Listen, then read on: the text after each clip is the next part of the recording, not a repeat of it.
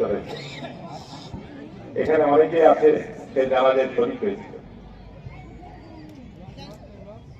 আমার দেখা মতো, জানা মতো এবং আন্তর্জাতিক গণমাধ্যম বলছে সারা মুসলিম বিশ্বের মধ্যে সবচাইতে বড় জানাজা অনুষ্ঠিত হয়েছে বেগম খালেদা জিয়া। আপনারা টেলিভিশনে দেখেছেন, তাই না?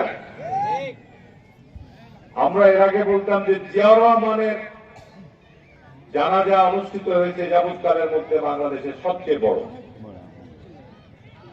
আল্লাহর পরিকল্পনা দেখেন, আল্লাহর যে পরিকল্পনা, আর মানুষ যতই পরিকল্পনা করুক আল্লাহর পরিকল্পনা জয়যুক্ত হবে।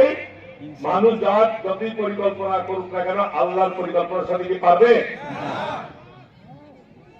যে বেগম খালেদা জিয়াকে শেখ হাসিনা চিকিৎসার সুযোগটা দেয়নি, মিথ্যা মামলাদের জেলখানায় পর্যন্ত রেখেছিল, ঠিক না?